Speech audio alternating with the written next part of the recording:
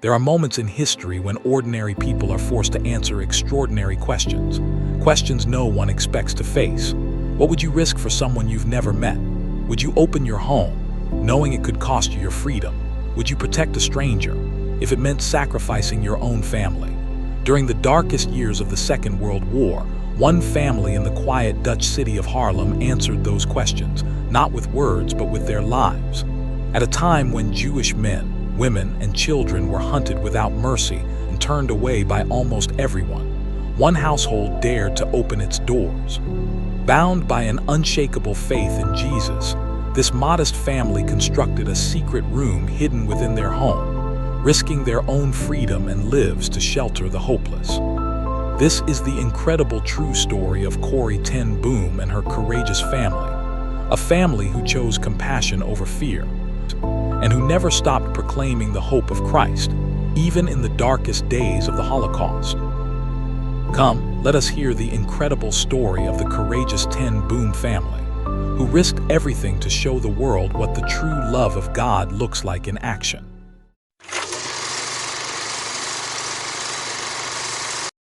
Corrie ten Boom was born on April 15, 1892, in the Dutch city of Haarlem. She was the youngest daughter of Casper and Cornelia ten Boom. The family lived above their small watch repair shop, known locally as the Betsie. Her father, Casper ten Boom, wasn't a wealthy businessman or an influential politician. He was a humble watchmaker, but throughout Haarlem, he was known for something far more valuable than his craftsmanship: his kindness. Customers often came to the shop not only to repair watches, but also to seek advice or encouragement. No one who needed help was ever turned away. Corrie's mother, Cornelia, shared the same compassionate heart. She frequently welcomed struggling neighbors into their home, offering food, clothing, and even a place to sleep. The ten Boom family believed that loving God meant loving people. Every evening, they gathered together to read the Bible, pray, and worship. Their Christian faith wasn't something they practiced only on Sundays.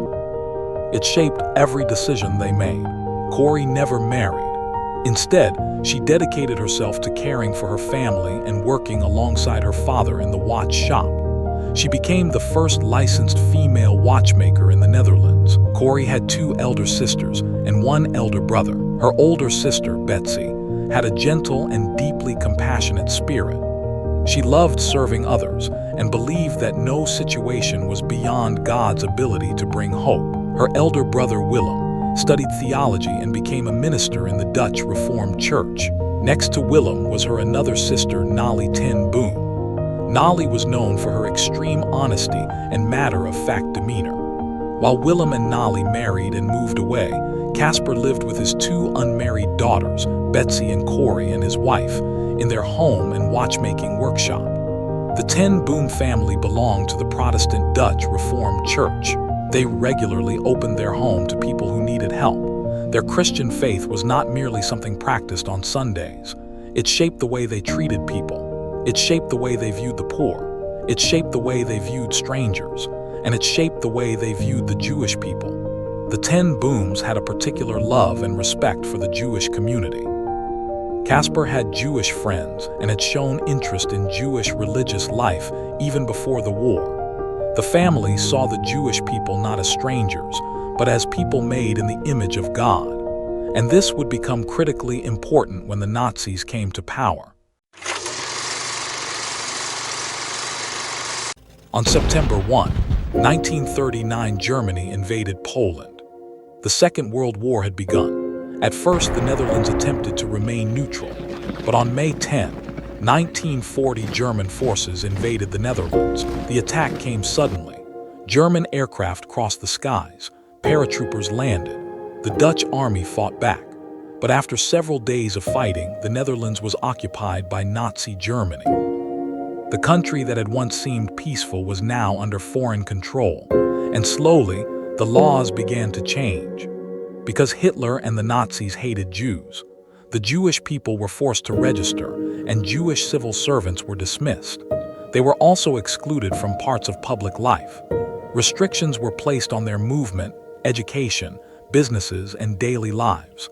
A yellow star would eventually be forced upon many Jews as a means of identification. The process was deliberate. First, people were separated. Then they were isolated. Then they were stripped of rights. Then they were deported. And ultimately, millions of Jews across Europe would be murdered in the Holocaust. The Nazi system depended not only on violence, it also depended on fear. It depended on ordinary people looking away. It depended on people saying, "This is not my problem." But in Harlem, the Ten Boom family saw what was happening, and they understood something. The question was not simply, "What do we believe?"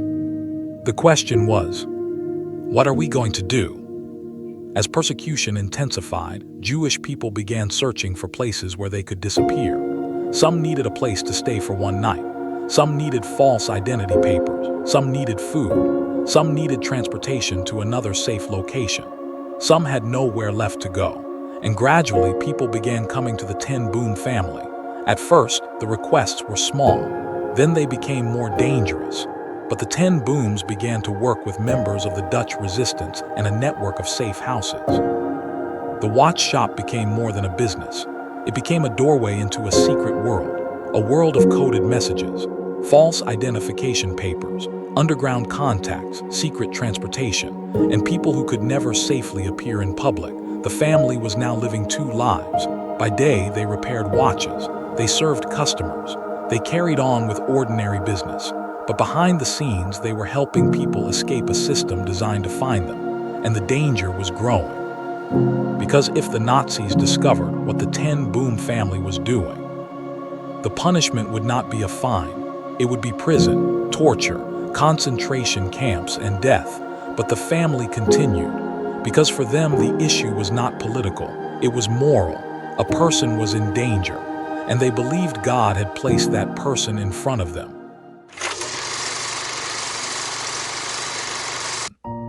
This was the heart of the Ten Boom family's resistance. The rescue operation was not a single dramatic event. It was a network, a system built through trust. People needed to be located. They needed identification documents. They needed food. They needed transportation. And most importantly, they needed somewhere to hide. The Ten Boom home became one of these places. But bringing Jewish refugees into their home was only the beginning. Corrie and her family knew that the Nazis or the Dutch secret police could search the house at any moment. Their home, known as the Betsie, stood above the family's watch shop in the busy city of Harlem. It looked like an ordinary old Dutch house, but its unusual structure, built and expanded over several centuries, contained different levels, narrow staircases, and rooms with uneven floors. This made it easier to conceal something behind its walls. Through her growing connections with the Dutch resistance, Corrie was introduced to an experienced underground worker who helped design a permanent hiding place.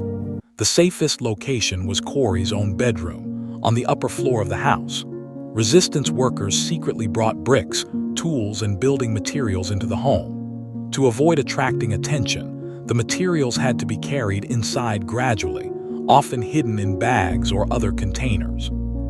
Then behind Corrie's bedroom wall, they began constructing a second wall. The new wall was built using real bricks so that, even if someone knocked against it, it would sound solid and would not immediately appear hollow. The false wall extended across the bedroom, creating a narrow hidden chamber between the original wall and the new one. It was only about 2 feet deep, barely wide enough for several people to stand pressed closely together. The entrance was concealed at the bottom of a cupboard built against the wall. A person had to crouch down, crawl through the small opening, and then pull themselves into the secret chamber. A ventilation opening was also added so that the people inside could breathe while remaining hidden. But the room was never intended to be a comfortable living space. The refugees normally lived inside the Ten Boom home, eating and sleeping in its regular rooms. The secret chamber was only for emergencies when the house was being searched. The family also installed an electric warning buzzer inside the house. If someone suspicious entered the watch shop below, a family member could press a hidden button. The buzzer would sound throughout the house, warning every refugee to move immediately. They regularly practiced emergency drills. When the alarm sounded, everyone had to stop what they were doing, collect their belongings, and rush upstairs. Beds had to be straightened. Extra plates, cups, and food had to disappear. Anything that suggested more people were living in the house had to be hidden. Then the refugees crawled through the concealed opening into the secret room. Their goal was to complete the entire process in approximately 1 minute. Once inside, they had to remain completely silent. Even a cough, a whispered word, or the movement of a shoe could reveal their location. At times, as many as 6 people could be squeezed inside the narrow chamber. Meanwhile, outside the wall, Corrie's bedroom appeared completely ordinary. A bed, a cupboard, some furniture, and what looked like a solid brick wall. The hiding place was only one part of a much larger resistance operation. The Ten Boom family also helped refugees obtain false identity papers, ration cards, and safe transportation. Some stayed in the budget temporarily before being moved to farms, countryside homes, or other secure locations. Because food in the occupied Netherlands was strictly rationed, every additional person created another problem. Without ration cards, refugees could not legally receive food. Corrie therefore worked with members of the resistance to obtain extra ration cards and distribute them among people in hiding. Every action carried enormous risk. Buying too much food could create suspicion. A neighbor could notice unfamiliar faces. Their home became part of an underground network that helped Jewish people and members of the Dutch resistance escape Nazi persecution. For years, the Ten Boom family managed to continue their work. But underground networks are always vulnerable. By early 1944, their activities had attracted the attention of an informant. His name was Jan Vogel, a Dutch collaborator who supplied information to the Nazi authorities. Vogel had reportedly betrayed other members of the resistance as well. On 28 February 1944, he revealed the Ten Boom family's secret work to the German security police. The danger the family had feared for so long was now approaching their door. That morning, life inside the house appeared normal. People moved through the rooms and Corrie was upstairs, ill with influenza. But without warning, Nazi officers entered the building. The raid had begun. The family had practiced for such a moment. Whenever the alarm sounded, everyone hiding in the house had to reach the secret room as quickly as possible. A concealed buzzer was pressed. Immediately, the refugees and resistance workers rushed upstairs. They carried anything that could expose their presence, food, documents, and personal belongings, and climbed into the narrow hiding place behind the false wall in Corrie's bedroom. 6 people managed to enter before the opening was closed. Then the officers reached the upper floors. They searched the house room by room. Furniture was overturned. Cupboards were empty. Walls were examined and belongings were scattered across the floor. The officers knew that the Ten Booms were involved in illegal activity. They found resistance documents and extra ration cards, but they could not locate the people they believed were hiding inside. The secret wall remained undiscovered. Unable to find the hidden refugees, the officers arrested the members of the Ten Boom family instead. Their elderly father, Casper Ten Boom, was taken away. Corrie and her sister Betsie were arrested, along with relatives, friends, and resistance workers who happened to be in the house. The Nazis then turned the home into a trap. Officers remained inside, waiting for anyone else connected with the resistance to arrive. Throughout the day, visitors entered the house without knowing that the family had already been captured. By the end of the raid, around 30 people had been taken into custody. Yet behind the false wall, the 6 hidden people remained undiscovered. For almost 2 days, they waited in the cramped space with little food, water, or movement. Eventually, members of the resistance entered the house and helped them escape. But for the Ten Boom family, the betrayal changed everything. Casper Ten Boom, already 84 years old, died only 10 days after his arrest. Corrie and Betsie were eventually transported to the Ravensbrück concentration camp, but it did not bring their story to an end. Corrie and Betsie were eventually sent to the concentration camp at Vught in the Netherlands. Later, they were transported to Ravensbrück, a concentration camp in Germany for women. Ravensbrück was a place of cruelty, hunger, disease, forced labor, and death. The sisters arrived there as prisoners. They had lost their home. Their father was dead. Their family had been torn apart. And yet, they still had something the Nazis could not completely take from them: their faith. Corrie and Betsie managed to keep a Bible with them. In the camp, this was incredibly dangerous. They began holding secret Bible studies and prayer meetings. Women gathered together in the darkness. They prayed. They sang hymns quietly. They listened as scripture was read. The camp was a place designed to destroy human dignity. But Betsie continued to see people as human beings. She believed that even in the worst place on earth, God was still present. Corrie sometimes struggled to understand this. How could God be present in a place filled with suffering? How could anyone speak about love while surrounded by hatred? But Betsie continued to insist that the light of Christ could shine even in the darkest place. And the sisters began sharing their faith with other prisoners. They preached among women who were exhausted, hungry, frightened, and grieving, and their message was that God had not abandoned them. Betsie's health continued to deteriorate. The conditions were unbearable. On December 16, 1944, Betsie died at Ravensbrück. She was 59 years old. She believed that the hatred of the Nazis should not be allowed to take over the hearts of those who suffered under them. 12 days after Betsie's death, Corrie was released from Ravensbrück. The release was later understood to have resulted from a clerical error. The women in her age group were later killed. Corrie survived, but she would later say that she believed God had a purpose for her life. She had lost her father. She had lost her sister. She had lost the life she once knew, but she had not lost her calling. After the war, Corrie returned to the Netherlands, but she did not simply return to her old life. The world she had known before the war no longer existed. Her family had been devastated. Millions had been murdered. The Holocaust had left Europe wounded, and Corrie herself carried deep trauma. Yet she believed that God could bring healing even from the ruins. After the war, she helped establish a place where survivors of the concentration camps could recover. She opened her home to people who had been deeply wounded by the war. And then Corrie began traveling. She shared her testimony. She spoke about the Ten Boom family. She spoke about the hiding place. She spoke about Ravensbrück. And she spoke about forgiveness. But forgiveness was not easy for Corrie. In fact, one of the most famous moments of her ministry came when she encountered a former Nazi concentration camp guard. Corrie recognized him as one of the guards from Ravensbrück. He approached her after one of her Christian meetings. He told her that he had become a Christian, and then he extended his hand. He wanted her forgiveness. Corrie later described the inner struggle she experienced.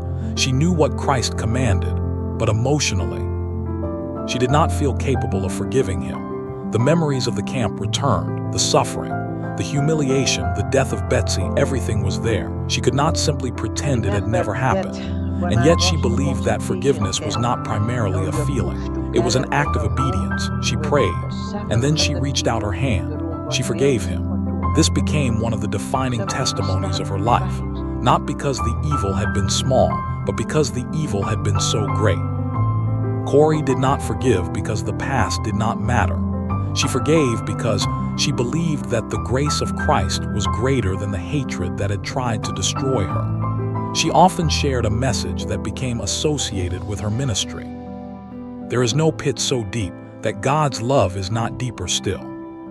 That message came from a woman who had known the depths of human suffering. She was not speaking from theory. She had seen the camps. She had experienced loss. Corrie ten Boom would eventually travel to more than 60 countries over several decades. She spoke in churches, conferences, and gatherings around the world. She told people about Jesus. She told them about courage. She told them about forgiveness.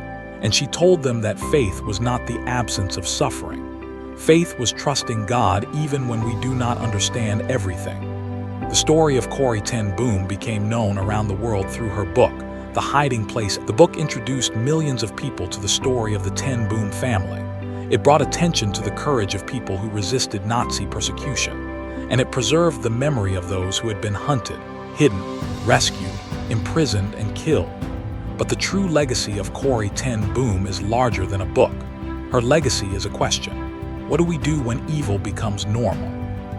What do we do when people are treated as less valuable? What do we do when courage becomes dangerous?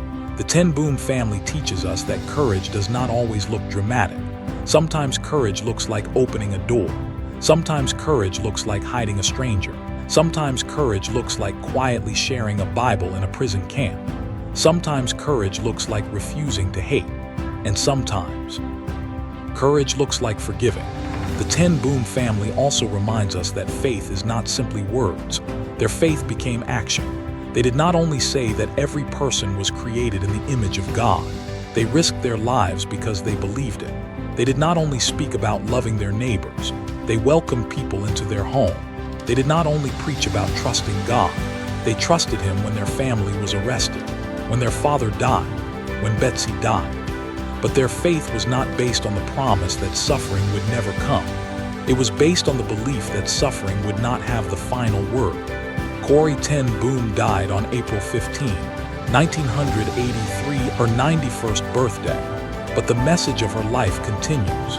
A small house in Harlem became a symbol of courage. A hidden room became a symbol of hope. A family of watchmakers became part of the history of the Holocaust.